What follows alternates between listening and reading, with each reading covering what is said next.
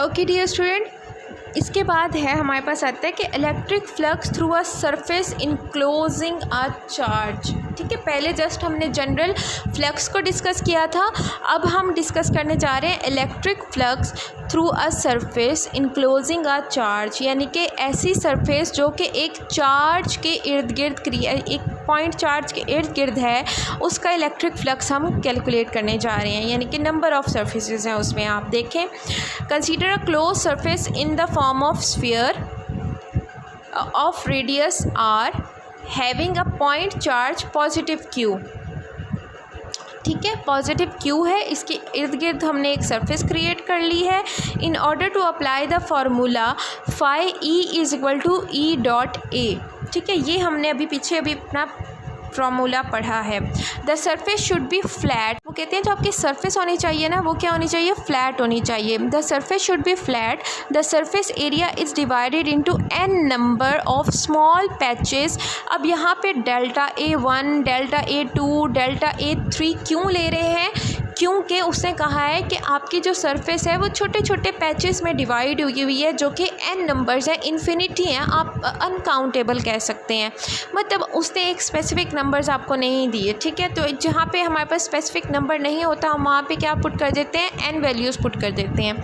तो ये डेल्टा क्यों लिया गया है? बेसिकली डेल्टा जो होता है वो किसी भी चीज़ के अंदर जो चेंज होता है उसको रिप्रेजेंट करता है। तो डेल्टा यहाँ पे किसी ना किसी चेंज को रिप्रेजेंट कर रहा है, what in change in area को रिप्रेजेंट कर रहा है।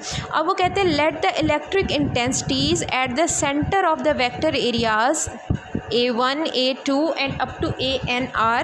उसी तरह से उसने रिस्पेक्टिवली इलेक्ट्रिक इंटेंसिटीज़ भी डिस्कस कर ली हैं। अब वो कहते हैं कि हम सपोज करते हैं कि हम हर इलेक्ट्रिक इंटेंसिटी के लिए अपनी फ्लक्स निकालना शुरू कर देते हैं। तो फाई E1 होगा, phi E2, phi E3, same formula है। हमारा फार्मूला क्या था, phi E is equal to E dot A। तो फाई E1 का फार्मूला क्या आ जाएगा, E1 delta A1। Phi E2 का फार्मूला क्या आएगा, E2 delta A2। Phi E3 का क्या आएगा, delta E3 dot delta A3। और n तक हमने जाना है क्योंकि अनकाउंटेबल है, तो phi EN is equal to EN dot AN। Vector का निशान ज़रूर लगाइएगा क्योंकि हम लोग वेक्टर एरियाज़ को डिस्कस कर रहे हैं इस वक्त। अच्छा जी, तो टोटल फ्लक्स क्या होगी, हमने सम अप कर लेना है फाई ई। टोटल हमारा क्या है, phi E is equal to E phi E1 plus E2 plus phi E3 plus phi E and up to so on. हर किसी का इसमें वैल्यू पुट कर देंगे, E1 dot A1, E2 dot A2, E3 dot A3 and up to EN dot AN तक। ठीक है जी, फिर उसके बाद हमने इन सब को जब इनकी वैल्यूज़ निकाल ली है, फिर हमने कह दिया है कि क्योंकि जो डायरेक्शन ऑफ इलेक्ट्रिक इंटेंसिटी है एंड वेक्टर एरिया जो है वो बिल्कुल सेम है, तो उनके दरमियान जो एंगल बन जाएगा वो क्या हो जाएगा, theta is equal to 0 degree. तो हम सब में 0 पुट करेंगे तो क्या आंसर आ जाएगा आपके पास, 1 आ जाएगा। 1 जो है इन सब के साथ जो है ये cos 1 आ जाएगा, तो हर जगह पे cos 0 डिग्री की बजाय 1 पुट कर देंगे। 1 के साथ ये चीज़ें मल्टीप्लाई होंगी तो ये एज़ इट इज़ हमारे पास आ जाएंगी।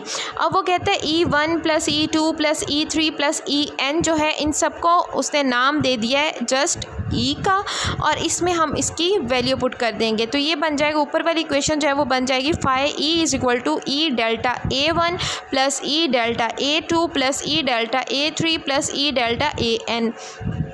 ठीक है, अब E इनमें से कॉमन ले लेंगे।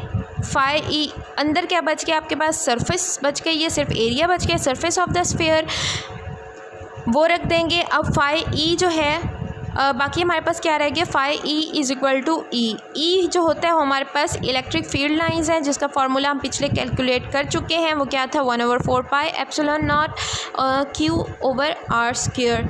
ठीक है जी, अब ये आ गया, इसकी वैल्यू है E की वैल्यू जो है हम इस इक्वेशन में पुट कर देंगे।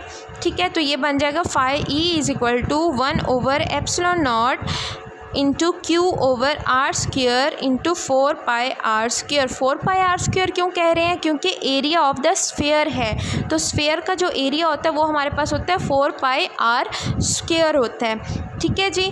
फिर उसके बाद ये 4πr² और 4πr² आपस में कैंसिल आउट हो जाएंगे और आपके पास जो आंसर बचेगा वो बनेगा phi E = Q/ε0। तो ये था हमारा आज का लेक्चर।